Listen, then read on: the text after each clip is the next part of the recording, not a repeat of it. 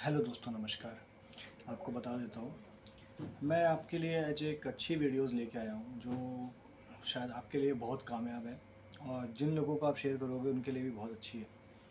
मैं बता देता हूँ कि इस बार ना गर्मी बहुत पड़ने वाली है। इस बार तो गवर्नमेंट के नॉर्म्स के हिसाब से भी टेम्परेचर अराउंड 50 अबव जाने का है।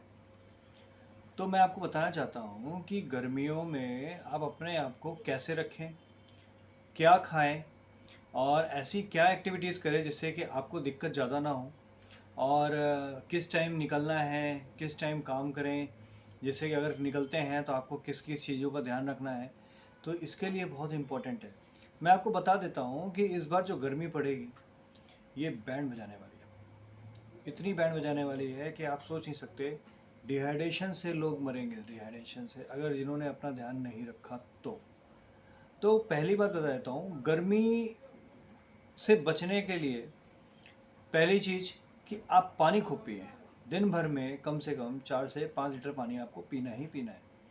और अगर आप बाहर जाते हैं तो कोशिश करें कि जितनी भी आपके पास पानी अगर नहीं है तो आप लिक्विड डाइट ले सकते हैं। मार्केट में जो शिकंजी वगैरह बिक रही है आप वो भी पी सकते हैं। कोशिश करें पानी की क्वांटिटी अपने आप में मेंटेन रखें।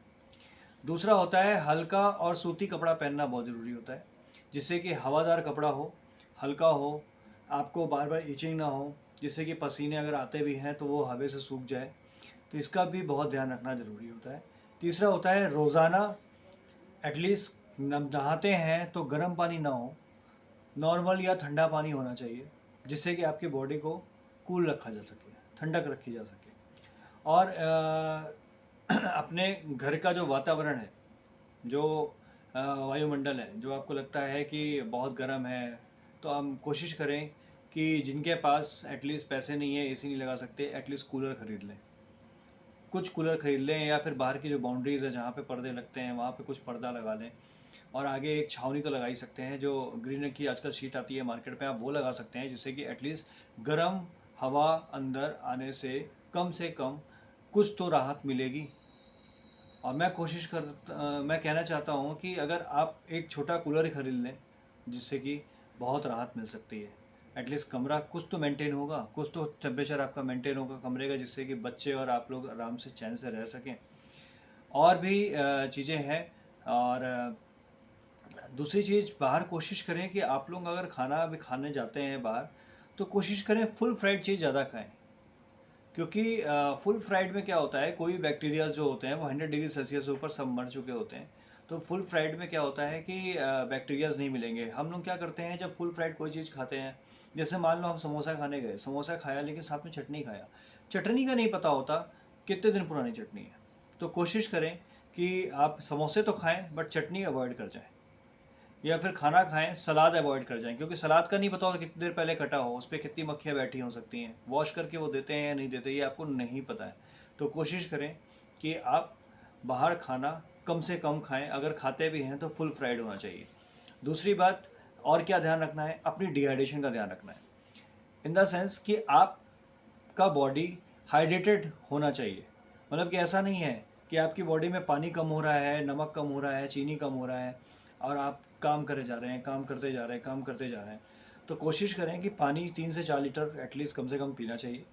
दूसरा होता है नींबू पानी, मतलब कि एस्कॉर्बिक एसिड ज़रूर चाहिए, पीना चाहिए, जिससे कि दिक्कत ना हो। नींबू पानी पीना ज़रूरी है, क्योंकि नींबू पानी से क्या होता है, हमारी बॉडी में नमक भी मिल जाता है, एस्कॉर्बिक एसिड, एक एनर्जी मिल जाती है। और उसमें क्या होता है, बॉडी का हाइड्रेशन लेवल जल्दी अप हो जाता है। और अगर आप चाहें तो छाछ भी पी सकते हैं, छाछ भी बहुत अच्छा होता है बॉडी के लिए। छाछ हो गया, मट्ठा हो गया, आजकल तो बटर मिल्क्स अमूल वाले भी आते हैं तो आप वो भी पी सकते हैं। नारियल पानी पी सकते हैं, कोकोनट वाटर जो मार्केट में मिल जाता है वो भी पी सकते हैं, बहुत अच्छा होता है। और सबसे अच्छी बात बताता हूँ, बेल का शरबत बहुत अच्छा होता है। अगर आप किसी भी मतलब कि जगह पे जाते हैं जहाँ पे बेल का शरबत मिल रहा हो, तो गर्मी के लिए बेल का शरबत बहुत अच्छा होता है, वो हमारी बॉडी को कूल रखता है, ठंडा रखता है। तो आप इन सब चीज़ों का सेवन कर सकते हैं। और कोशिश करें कि धूप में जाने से बचें। और कुछ आज के टाइम पे जो सीजनेबल फल और फ्रूट्स आते हैं आप उसको ज़्यादा खाएं, जैसे तोरी हो गई, ककड़ी हो गई, खीरा हो गया एंड लौकी हो गई। ये सब हमारी बॉडी के हाइड्रेशन को मेंटेन करते हैं। फल में आजकल तरबूज भी बहुत अच्छा आता है, खरबूजा आता है जिसमें पानी की क्वांटिटी ज़्यादा होती है और हमारी बॉडी के हाइड्रेशन लेवल को मेंटेन करता है, तो आप ये सब चीज़ ज़्यादा खाएं। और दही भी बहुत अच्छी चीज़ होती है, आप दही भी खा सकते हैं, ये हमारी बॉडी के हाइड्रेशन लेवल को मेंटेन करती है। और किन चीज़ों का उपयोग नहीं करना चाहिए मैं आपको ये भी बता देता हूँ। आप कोशिश करें कि बहुत ज़्यादा आपको बाहर नहीं जाना है। कोशिश मतलब इन द सेंस कि सुबह 11 बजे से लेकर शाम के 4 बजे तक एटलीस्ट घर से बाहर निकलने की कोशिश कम से कम करें। और स्पाइसी या ऑयली चीज़ें ना खाएं। और कॉफ़ी चाय की जो सेवन होता है वो कम से कम करें, जिससे कि आपकी बॉडी को वार्म अप में हीट ना मिले। और स्ट्रीट फूड का मैंने जैसे पहले भी आपको बताया कि स्ट्रीट फूड का सेवन थोड़ा सा कम करें, जिससे कि मैदे की चीज़ बनी हुई होती है या फिर बाहर जो बनी हुई चीज़ मार्केट में मिलती है, कोशिश करें कि उसको ना खाना पड़े। और अगर आप बाहर की तरफ जा रहे हैं तो मैं चाहूँगा कि ORS का एक सॉल्यूशन होता है जो इलेक्ट्रॉल ORS बहुत नाम से आता है आपके पास, तो आप उसका 2-4 पैकेट अपने पास रखें, जिससे कि अभी आपको कहीं जाना पड़े तो बॉटल पानी का तो सब जगह मिल जाता है, उसमें 1 लीटर पानी में आप पूरा पैकेट डाल सकते हैं और वो पानी जो होता है वो 24 घंटे तक ख़राब नहीं होता।